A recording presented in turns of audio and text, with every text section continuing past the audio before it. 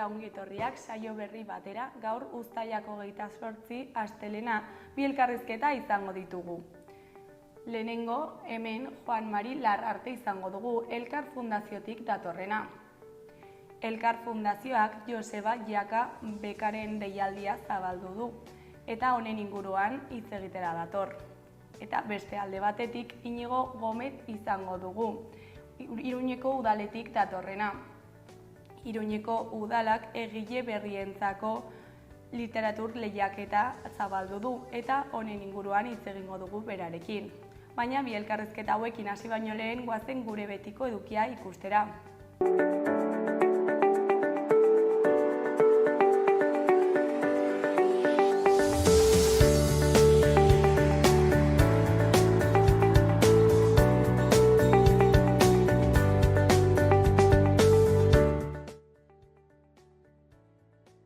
Guazen orain uztailak 28ko efemerideak ikustera.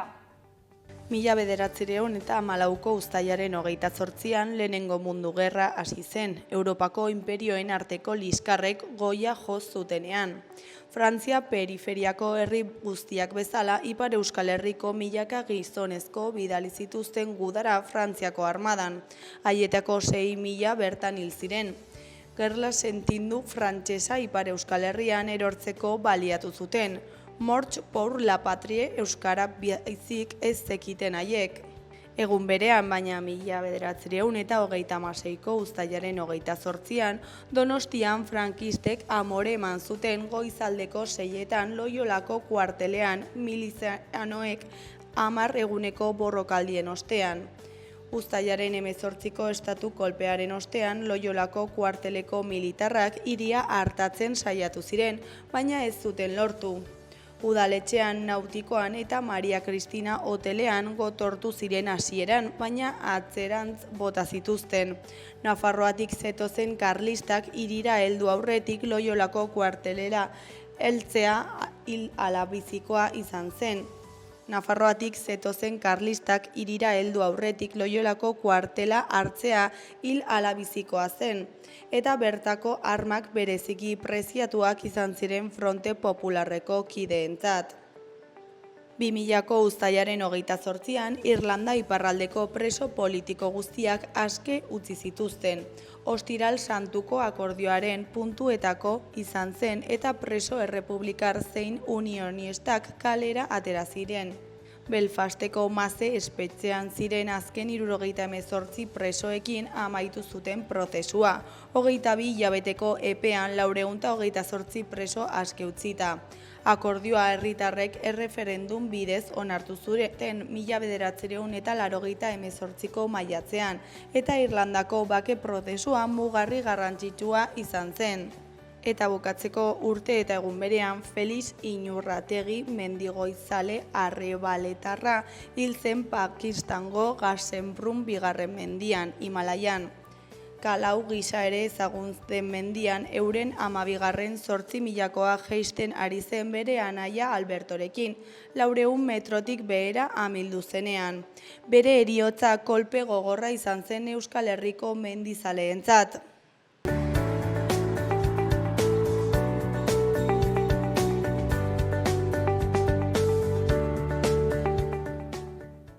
Ikus dezagun gaurko egunkarien azalek zer dioten. Diario de Noticias egunkarian horrela dio lerroburu nagusiak.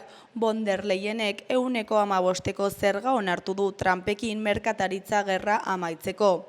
Itunak aurre ikusten du Bruselak 638.000 milioi euroko energia erostea Washingtoni. Alemaniak arnasa hartzen du automobilaren sektorengatik. Argazki nagusian Gorka Urbizuren emanaldia Lakuntzan ospatutako jaialdiaren laugarren egunean. Honen titularrean Atortxuk Lakuntzan agur esan du. Agur jendetsua eta aske izeneko jaialdi berria Atarrabian abendurako. Hori koloreko berrietan batean emakumezkoen selekzioak penaltietan galdu du Europako finala. Bestean Pogacar astro esloveniarrak bere laugarren turra irabazirtu. Gainera, Eduardo Prieto Iglesias Espainiako baren arbitro ardunaduna den hitzak ditugu. Barak dena konponduko duela uste duena ez duela ezer ulertu. Eskuineko zutabean, alde batetik Urdiaingo neska bat hilda istripu batean eta gidaria atxilotu dute. Beste alde batetik, Elizako pederastiaren biktimek lehen erreparazioak jaso dituzte. Israelek ez du bete iragarritako etenaldi taktikoa eta 31 gazatar hil ditu. Azkenik, sekretu ofizialak izateari utz diezaioketenak. Diario de Navarra egunkarian honela dio lerroburu nagusiak. Europak 15% muga zergak ezarri ditu Ameriketako estatu batuekiko gerra komertziala amaitzeko. Donald Trumpek eta Ursula von der Leyenek akordioa lortu zuten atzo Eskozian. Europar Batasunak eta Ameriketako estatu batuetako energia eta armak erosteko konpromisoa hartzen du. Argazki nagusian, erraldoiak herriberako hiriburuko Foruen plazan dantzatzen ari dira. Honen lerroburuan hurrengoa irakur daiteke. Tutera erraldoia da. 50. edizioan Foruen plazan elkarrekin dantzatu zuten 54 pertsona bildu ziren. Eskuineko berrietan, batetik Nafarroako biztanleriaren erdiak baino gehiagok gehiegizko pisua du. Bestetik Urdiaingo 19 urteko neska bat hilda Iturmendin izandako istripu batean. Jarraian hauek dira akats ohikoenak auto bat alokatzean. Goiko aldera bagoaz, Espainiako emakumezkoen selekzioaren argazki bat dugu. Albisteak horrela dio. Espainiak penaltietan galdu du Europako finalean. Gara egunkarian argazki nagusian Atortxu Rokeko boluntarioak eta bultzatzaileak atzo Lakuntzan egindako azken ekitaldian. Honen lerroburuan Atortxuk agur esan du eta presoen aldeko borrokan utzitako ondarea utzi du. 26 urte eta 30 edizioen ondoren Atortxu Rokek bere ibilbideari amaiera eman zion atzo, euskal presoen aldeko borrokan lortutakoa ospatuz. Jaialdi berri batek hartuko dio orain lekukoa. Ezkeraldean dagoen zutabean 3 berri ditugu. Alde batetik, AEBek sarrera ukatu dio Boixera zioan EITBko kazetari bati. Beste alde batetik, Pogakarrek bere 4. turrarekin handitzen du bere kondaira. Azkenik, Feliz 25 urte Himalaiako bihotzean. Euskal Herria irratiari dagokionez, titular nagusian, Euskara Biriko zuzendaria eta musikaria den Javi Arakamaren arabera, hitza eta musika uztartzen ditugu diskografia izeneko atalean. Lagun bat gonbidatu eta bere bizitzan esanguratsuak izan diren 10 abestiz osatutako zerrenda eskatzen diogu. 10 kanta aukeratzeko eskatzen diogu. Gaur, Euskara Bideko zuzendari kudeatzaile Javi Arakama garestarra izan dugu. Musika irakaslea, saxofonista, herriko bandako kidea, nerabe garaiko Lapoia Records taldearekin hasi gara eta aita familia sasoiko enekantak taldearekin amaitu. Eskuineko berrietan, goikoan, Zaporeak elkarteko Fermin Artolaren arabera, 2 kamioi betetzeko adina janari bildu dugu Atortxun. Atortxurrok norabide askotako elkartasun jaialdia da. Zaporeak elkarteak eta Aritu Etxebizitza sindikatuak janari bilketa egin dute Greziako Lesbos uhartean dagoen Kara Tepe errefuxiatu esparrura bidaltzeko. Behekoan musika aretoak kalean tokiko euskaraz gozatzeko 10 kontzertu. Udako arratsaldeetan Iruñean, Tuteran, Erronkari eta Elizondon agertokiak jarriko dituzte edukiera txikia zein handia duten aretoei babesa emateko. Big Member, Los Bengala, Black Belt, Patxa edota Txuleria Joder kontzertuen artean.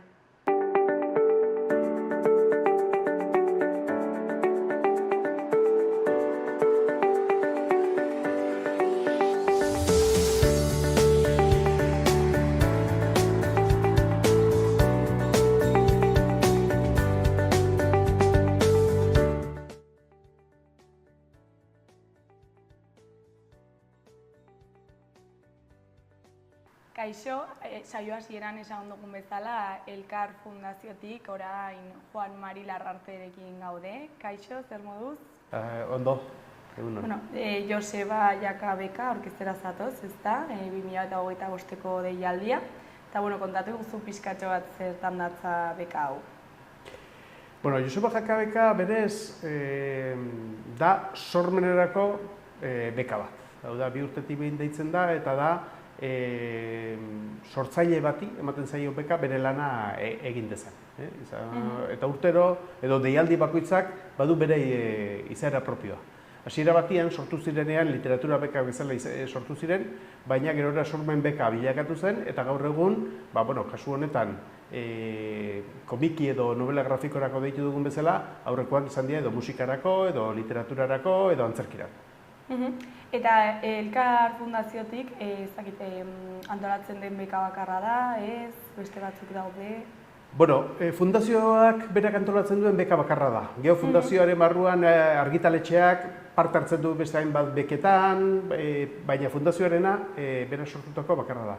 Bada, hau dena den, Elkar sarien baitan antolatzen dugu, eta egiten duguna da 2 urtetik behin sormenerako beka bat eman, eta beka ez dagoen urtean ematen dugu proiektuari sari bat. Eta hori gehiago da, elkartentzat edo proiektu izan daiteke literario, komunikatibo, kultur proiektu bati ematen zaion laguntza bat. Eta noiz sortu zen beka hau eta ze helbururekin sortu zen?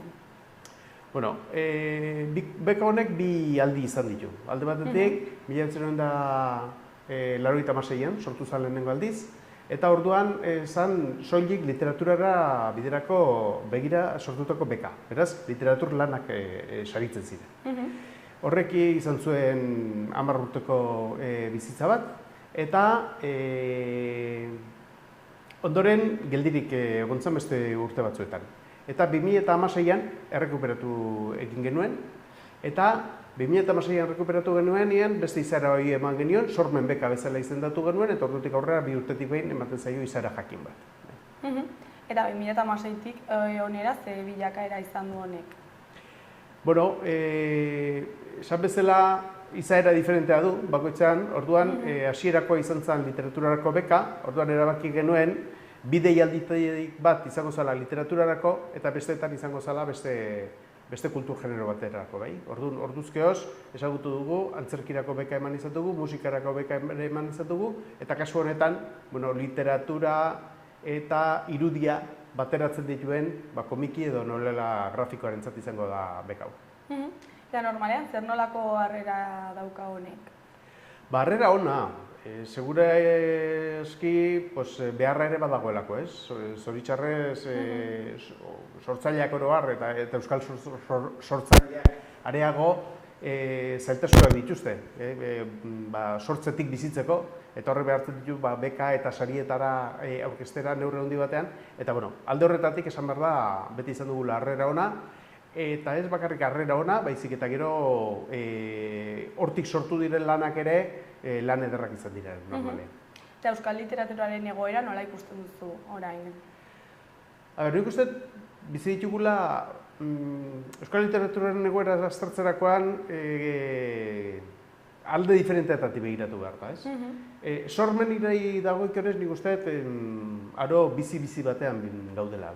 Sormena sekulakoa da eta kalitatea oso handia esango nukerik. Nik uste euskal literaturan sortzen ari dela eta argitaratzen ari dela azkenek urte hauetan, bai idazle nolapet esateko konsagratuak, urteak dramatzen idazleen eskutik, baina baita idazle berrien aldetik ere lan oso onak eta oso erakargarriak.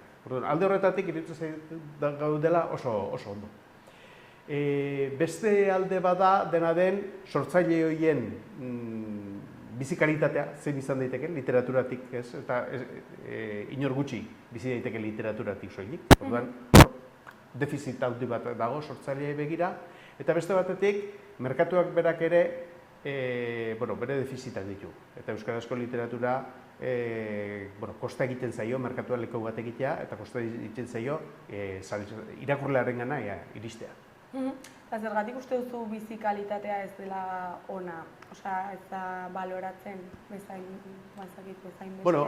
Euskaraz berez jada merkatu txikia da. Euskaraz irakur dezakeena, bai? Eta irakurtzen duena are eta txikiagoa. Orduan, liburu salmentatik bakarrik ezin da bizi, liburu baten salmentatik etor daiteken dirutik ezin du bizi idazle batek. Orduan, horrek behartzen du bestelako gauzak egin ahal izatea, ez? Laguntza handiagoa beharko lirateke sormenera begira, Kultur sormenari eman behar zaion garrantzia, eta aukera izan beharko lukete beste askatasun batekin bizi ahal izateko gure sortzaileak dudarik gabe. Eta hori ezakit erakundei dagokio? Ni uste neurri handi batean baietz, neurri handi batean. Ez bakarrik laguntzak emate bidetik, baita euskal kultura sustatzearen aldetik eta euskal kulturari bestelako ikusgarritasun bat eta bestelako garrantzi bat emate aldetik, baina guzti horretan erakundeek lan handia daukate egiteko. Eragileok bezalaxe, baina uste eragileok egunerokoan egiten dugula lan geure mundu hau alik eta euskaldunago izan dadin eta euskaltasunak alik eta ikusgarritasun handiagoa izan dezan, ez? Berdin zait, literaturaz ari garenean, musikaz ari garenean edo telebista ikustez ari garenean, ez? Eta alde horretatik okerrera edo bera, oaz? Galdera horrek ez dakit erantzun bakarrak baduen, Osea, iruditzen zait gauza batzutan hobera egiten dugula, eta lehen aipatzen nahi nuen, dauzkagun kalitate maila gaur egun, dela urte batzuk ez genituenak dira, eta orduan eskaintza ere asko zabalagoa izan daiteke, eta uste baditugula alde positiboak zentzu horretan.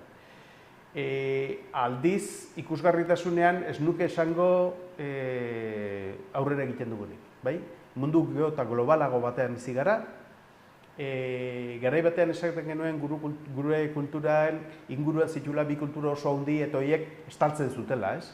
Gaur egun esan dezakegu hori, gehi horren gainetik, inglesa bezalako kultura zabal bat iritsi zaigula etxeko sukaldetaraino, ez? Osea, eguneroko inputak askotan eta askotan dira, Espainiako, Frantziako eta inglesez egiten den kulturartik etortzen zaizkigunak. Berdin zait, telebista ikusten dugunean edo sare sozialetan gabiltzanean, orduan, euskarak ikusgarritasun alde horretatik neurri handi batean iruditzen zaio eta txikiago ere baduela. Eta sare sozialen presentzia eta gorakadak nola eragin dio literaturari? Bi neurritara hori ere. Alde batetik, iruditzen zait, jendeak gero eta denbora gutxiago duela irakurtzeko, nolabait esateko lanean eta besteak egitekoetan ez dagoenean geratzen zaioen denbora dana dalako, hori ez dauditzen, eta denbora horretan gero eta bide gehiago egiten diogu beste gauza batzuei, sare sozialetan ibiltzeari edo teleseriak ikusteari, ez? Orduan, horrek literaturari denbora kentzen dio. Nik uste dut hori realitate bat dela gure inguruan. Beste alde batetik, sare sozialek eta bide ematen diote ikusgarritasunean pauso berri batzuk emateko, hori ere onartu behar da. Eta, gai honetaz luze egin dezakegu, baina pixkat bekara bueltatuta, nori bideratua dago beka hau? Beka hau bideratuta dago nahi duenari. Beti pentsatu behar da, komikia edo novela grafikoen hitza eta irudia ditugula, eta horiekin joka dezaken edozein aurkeztu daiteke beka honetara. Jakinaren gainean gaude, horrelako proiektuak gehienetan arrela izaten dialako, izan daitezkelako proiektu kolektiboak, hau da persona batek baino gehiago sortua, askotan idazle bat eta ilustratzaile edo marrazkilari baten artean, edo izan daitezke norberak dena egin eta aurkeztutako proiektuak ere. Baina, pixkat mundu horretan egindako deia da. Eta baloratzeko orduan, ezakit kontuan izaten da banaka edo taldeka den? Ez, horrek ez du garrantziarik. Osea, berez, hori ez da baldintza bat zehatzeko orduan. Lanak aukeratzeko garaian epaimahai badago, 3 lagunak osatuko dute epaimahai hau, epaimahai horretan egongo dira Paulo Estevez, Iratxerre Tolaza eta Adur Larrea. 3 horien ardura izango da lan horiek aztertu eta erabakitzea, zen emango zaion beka.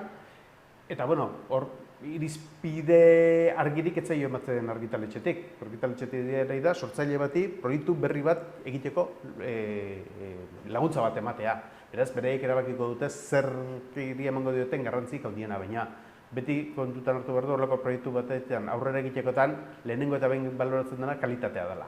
Oda, kalitatezko lanak diren neurrian, seguru, baloratuko dutela, eta gero zoritxarrez, ez daukagu baliabideik aurkezten dian guztia laguntzak emateko, ez? Bati emango zaio beka hori, baina, Eta gaiari dagokionez, ezagik gai konkretu bat dago, pausuren bat markatzen da. Ez, irekia da. Bai. Hor badago muga bezala da, gutxienez 48 orrialdeko lan bat izan behar duela amaitutako lanak, baina hortik aurrera ez dago mugarik, eta bakoitzak aurkeztu dezake pixkat eskuartean izan dezakeen proiektu hori. Eta parte hartu nahi baldin badugu, zer egin behar dugu? Parte hartu nahi duenak aurkeztu behar du bere proiektua. Horretarako urtea bukatu arteko epea dauka, hau da 2025ko abenduaren 30-31 arteko epea dago, proiektuak bidaltzeko.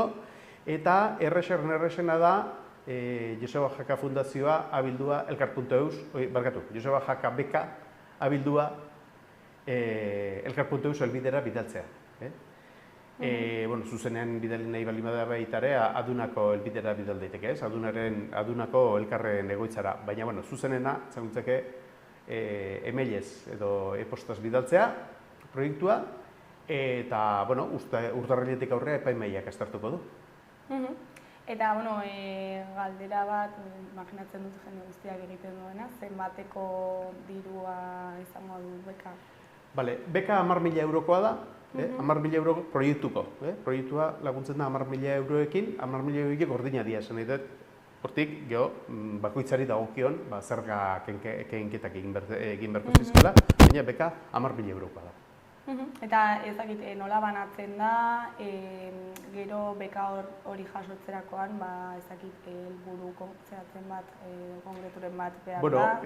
Hor fundazioa jartzen ditu 10.000 euro proiektu bakoitzeko, eta gero horren banaketa aurkezten duenak ikusten du nola egingo duen, bai? Guk daukaguntzea bakarra da, bi fasetan ordaintzen dela.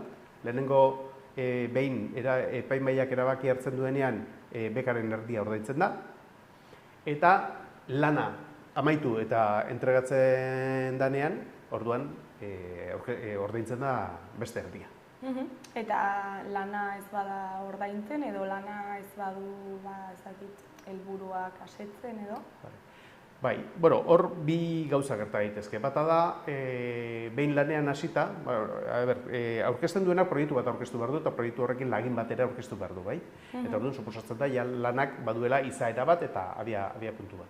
Baina, batzutan gertatzen da, eta sormenean hori normala da, abiatutako lan horrek aldaketak dituela bidea, bai? Esan genuen horrela egingo genuela, baina azkenean beste bide batetik joan da eta beste bide bat izango da.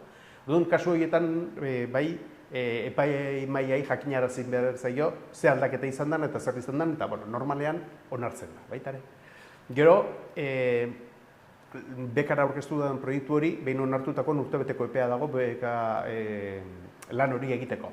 Hor ere, urtebeteko epea dago, baina arrazoitua baldin bada, epe hori luzatu daiteke beti, sortzaileek ekiz arrazoiek tarteko ez direlako iritsi horretara, bai? Baina bada, kasu bat, non lana ez den entregatzen, edo lanak aurrikusitakoa baino oso askoz ere kalitate eskexagoa izan dezake. Zorionez, ez zaigu horrelakorik gertatu izan, baina horretan aurrikusia dago beka hori itzuli indartara. Eta beka irabazten duenarentzat, ze suposatzen du? Idazle moduan edo sortzaile moduan. Nik uste aukera bat, aukera bat ordu batzu dedikatu ahal izateko, diru sarrera bat daukazulako, bestela askotan ez daukazunea. Gure sortzaileek askotan egiten dute lan aldunetan, edo denbora librean, edo horrelako gauzak sortzeko eta egiteko. Honek denbora ematen die, diru honek denbora bat ematen die, beste hori sortzeko. Eta gero, beka honek dakarrena berarekin da, behin lana bukatutakoan, hori liburu formato batean argitaratu egingo dela elkar argitaratzearen eskutik. Horrek, proiektuari ikusgarritasun bat emateko hasiera-hasieratik ematen dio aukera. Eta Elkar Fundazioari zer suposatzen du horrelako proiektu bat aurrera eraman ahal izateak? Elkar Fundazioaren egitekoetako bat da. Euskara eta euskal kultura sustatzeko sortutako egitura bada Elkar bere osotasunean, eta Elkar Fundazioa ere hori da. Orduan, horren barruan, Elkarrentzat, Fundazioarentzat, dela aukera bat lagundu ahal izatea beste batzuei, bueno, pertsonen proiektuak eta bereien kultur adierazpide horiek errealitate bihur daitezen. Eta 2025ko deialdia ze espero duzue? Bueno, espero deu lan ugari aurkeztuko dela eta oso kalitate honekoak izango diela gehienak, bai? Horrek zaildu egingo du epaimahaikoen lana, dudarik gabe, baina, bueno, nik uste baiet, izango diela gauza proiektu oso interesanteak aurkeztu dituko dianak, eta beka bakarra jasoko du, baina espero dut, gero aurkeztuko dion proiektu horietakoek beste aukera batzuk izatea, beste modu batzuetara gauzatu ahal izateko. Eta momentuz badakizue nola doan deialdia, jende askok bidali ditu proiektua. Ez, oraindik ez, baina, bueno, ohikoa da, epe luzea dago, bueno, normala da baita ere, epe luzea dago, besteak beste, testua behar dalako, baina marrazkiak ere egin behar dira, eta aurkeztu behar da lagin bat, orduan, orrialde batzuk ja eginda izan behar ditu, aurkezten duenak. Eta orduan horretarako denbora hartuko du jendeak. Urte bukera arteko epea dago, 4 hilabete geratzen dira. Bueno, orduan lasai. Lasai egingo du, bai, lan jendeak. Eta, bueno, ja bukatzeko, ezakit zerbait gehiago komentatu nahi duzun, hemendik jendea animatu. Hori da, animatu jendea, proiektu bat izan dezakenak eta aukera duenak aurkezteko, aurkeztu dezala. Azken batean, bueno, batzutan pentsatu dezako, agian nire proiektua ez da, irekia da.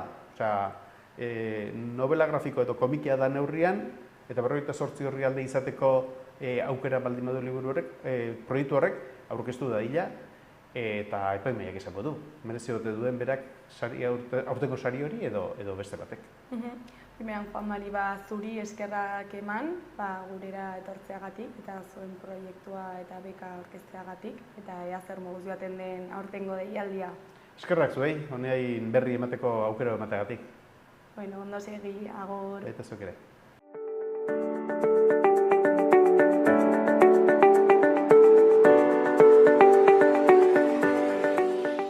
Gaurko eta biharko eguraldiaren iragarpena ikusiko dugu orain.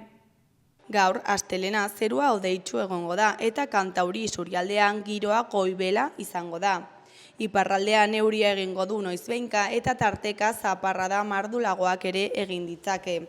Hegoaldeko zenbait lekuetan ere euri txikia egin dezake. Iparraldeko haizea ibiliko da, arratsaldean bizi, bolada gogorrekin hegoaldean, batez ere Ebro ibarrean. Temperatura maksimoak jaitsi eta 21 edo 22 gradu ingurukoak izango dira. Asteartean, ildo beretik jarraituko dugu, baina aurreko egunean baino euri gutxiago pilatuko da. Iparraldean, hodeiak ugariak izango dira berriro eta tarteka euria egingo du. Hegoaldean, berriz, hodeiak eta ostarteak gailenduko dira zeruan eta ia ez du euririk egingo. Ipar-haizea nagusituko da, bolada gogorrekin arratsaldean, batez ere Ebro ibarrean. Temperatura maksimoek antzera jarraituko dute.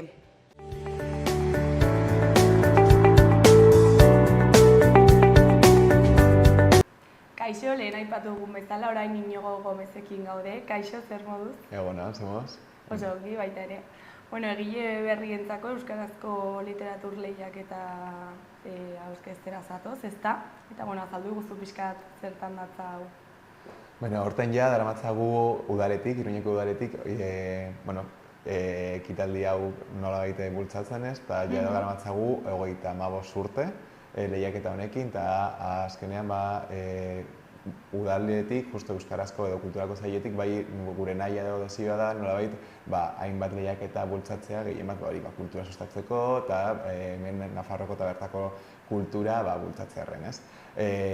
Hainbat lehiaketa ditugu, adibidez antzerkitestuentzat, umeentzat, aurrentzako literatura sustatzeko, inkluso itzulpengintza sustatzeko, eta hau gaur justo aurkeztu nahi duko genuke justo egile berriendako lehiaketa, ez? Eta justo lehiaketa honen inguruan zertan datza, azkenean egile berriendako lehiaketa nolabait ere euskara sustatzeko, egile berrientzat euskara sustatzeko literatur lehiaketa.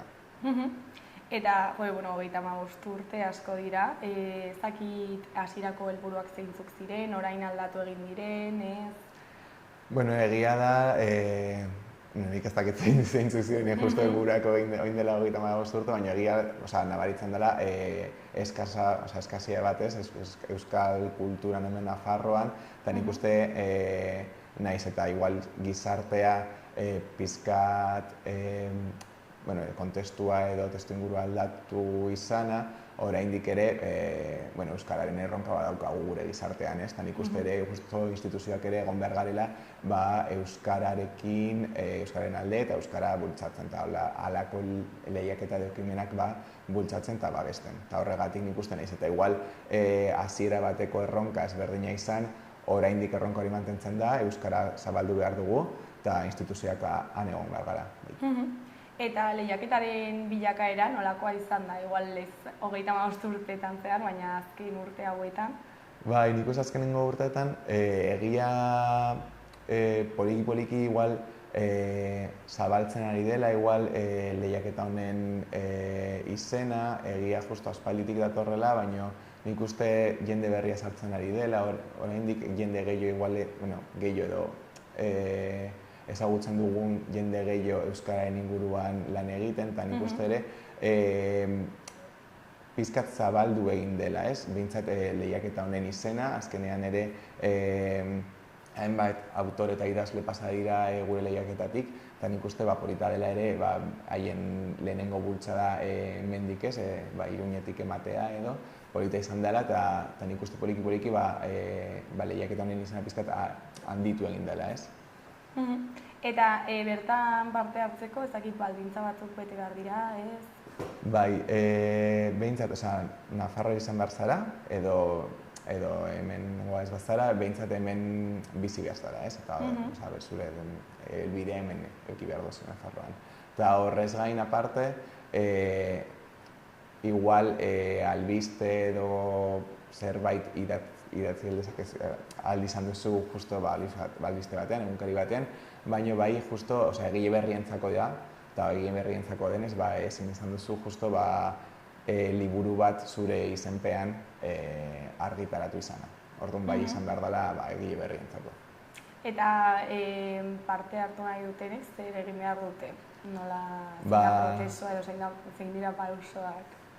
Justo egia oraindik ez dela atera nik uste bonen lehiaketa, baina bai justo ateratzear dagoela eta justo gure... 31an uste dut? Bai, igual ja aterako da justo aste honetan, eta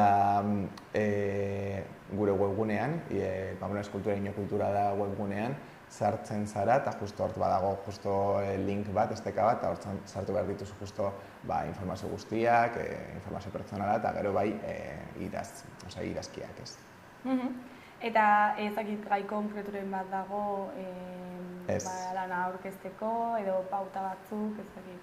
Bueno, egia behintzat, bi modalitate daude, eta aukeratu behar duzula modalitate bat dela poesia eta bestea narrazioa, eta modalitate bakoitzean gutxiengo badago, adibidez poesian bai direla 200 bertso gutxienez, eta narrazioan badira 15 horri, ja parte hartzeko eta ja zure idazkia igotzeko. Eta gero hau nola baloratzen da, zer baloratzen da, nork baloratzen du? Bueno, azkenean bai badaukagu epaimahai bat, eta justo epaimahai hori baloratzen du jasotzen ditugun aukera guztiak, ezta? Eta aurten 3 epaimahaikide ditugu, 3 emakume, eta haien esku daukagu ere haiek baloratu behar dute, eta haien esku haiek idazleak dira, irakasleak, eta haien eskusten dugu balorazioa eta ondori bat. Eta, saria zein izango da? Justu hori 2 modalitate ditugu, eta 2 modalitatetan sari berdina da, sari bera da. Justo lehenengo saria 2.500 euro dira, bigarren saria 1.000 euro, eta hirugarren saria 500 euro. Eta horrez gain, horrez aparte, lortzen badugu edo epaimahaiak erabakitzen badu interesantea dela aipamen berezi bat sortzea edo, ere kontuan izaten da. Eta horrez gain, diruaz gain, gero udaletik ere argitaratzen dugu liburuxka bat,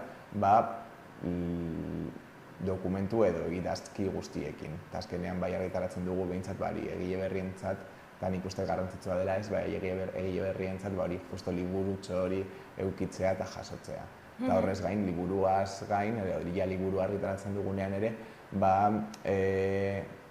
sari banaketa bat egiten dugu udaletik, eta gero ere behin liburu argitaratua bai egiten dugu nolabaiteko inguru bat testuen inguruan, eta horrela. Eta nik uste polita dela ere idazleak eta egileak aurrez aurre eukitzea eta haien inguruan eta haien testuen inguruan hitz egitea.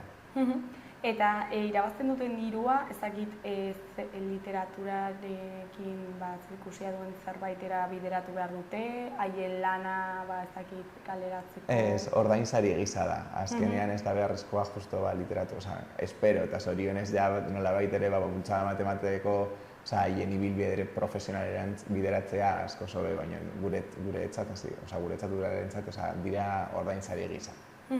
Eta normalean, zer nolako harrera dauka honek? Beno, nik uste poliki handituz doala, egia ez dela hain zabala igual justo ekarpena, azkenean egile berriak izan behar direlako, baina urtez urte bai jasotzen ditugula hainbat izen, eta gustora gaude lehiaketarekin mantenduko dugu seguro, aukera hau eman behar diogulako euskal kulturari, eta nik uste ere bai euskal kulturari eta bai euskal kultur eragile gazteei gehien bat ere. Eta horregatik nik uste bultzatu behar dugulako ere instituzioetik eta babesa hori eman behar dugula. Eta euskal literaturaren egoera Nafarroan nola ikusten duzue? Beno, zaila da justo ondorio zehatz bat esatea, baina egia nik uste momentu honean dagoela, egia justo hainbat idazle lan egiten dute horren inguruan, eta lan egiten ari dira justo honen inguruan, eta inkluso nik uste azkenengo hamarkaden inguruan, inkluso birpaso edo pentsamendu edo inkluso reflexio kritiko bat, valorazio kritiko bat egiten ari dela, eta justo aurten justo egin zirelako saiakera batzuk eta inguru batzuk honen inguruan, eta nik uste erronka handia dela oraindik esan bezala, baina indartsu dagoela, osasuntsu eta esperoalako ekimenak ere balio izatea, nolabait ere Nafarroako euskal kultura sustatzeko eta sendotzeko gehien bat. Eta hobera doala uste duzu? Espero baietz, nik uste baietz, poliki ala, pentsamendu hori eduki behar dugu, nolabait ere egoera hobetzeko gehien bat, nik uste nolabait instituzioak joera hori eduki behar dugula, eta hartu behar dugula gure gain ideia, eta hortik ere bultzatu, eta hobera, bultzatu kontuan izan da beti erronka bat dela, hori ez dugu ahaztu behar, baina ere nik uste bai justo momentu honean gaudela eta ala izan behar dela eta behintzat ibilbide hori sendotu behar dugula. Eta uste duzu instituzioetatik erantzunkizun hori eta garrantzia dagoela euskararen sustapen horretan? Beno, poliki izan behar da. Ez dakit igual dagoen edo ez, baina izan behar da, bai. Eduki behar dugu behintzat. Eta zer da udaletik espero duzuena beka honetaz? Beno, partaidetza ahalik eta handiagoa izatea, eta gero ere nolabait, nik uste aukera ematea bai egile berrientzat, beste motatako sorkuntza, azkenean sorkuntza eta kreatibitate hori eukitzeko momentu batzuk. Azkenean ikuste ibilbide profesional artistengan zaila dela eukitzea eta azkenean nik ustalako ekimenekin eta lehiaketekin edo sariekin behintzat eukei dezaten momentu bat haien sorkuntzan zentratzeko eta lan egiteko justo horretan. Azkenean nik uste kultura bai dela gizartearen motorea, nolabait, eta talako ekimenak mugimendu hori sortzen dute. Eta parte hartu dutenekin, ezagik kontaktuan jarraitu zue, zein izan da haien feedbacka?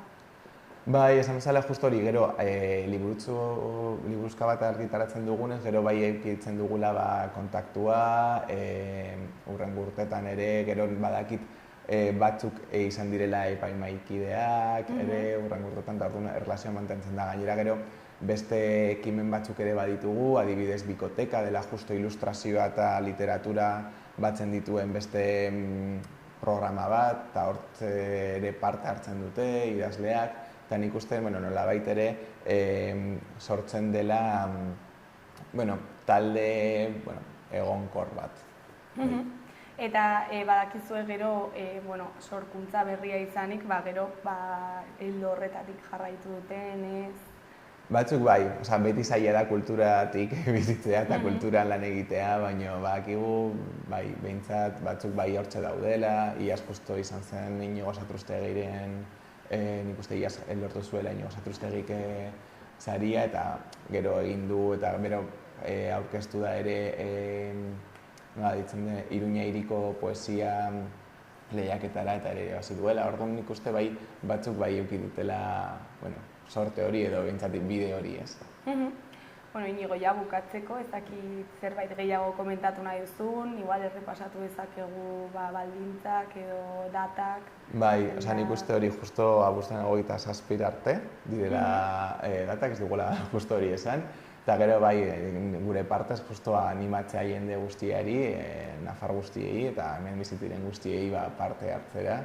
Nik uste aukera polita dela, azkenean kultura eta kultura bultzatzea eta hala espero dugu haiek ere, parte hartzeileak ere hala bizitzea.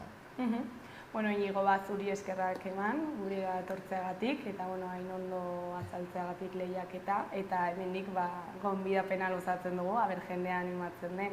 Hoi da, eskerrik asko zuei. Ondo segi, agur. Agur.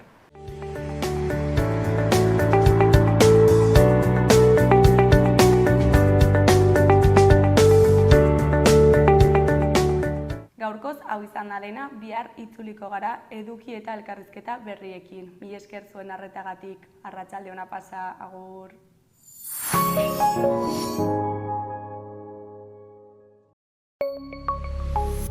Gobierno de Navarra. Nafarroako gobernua.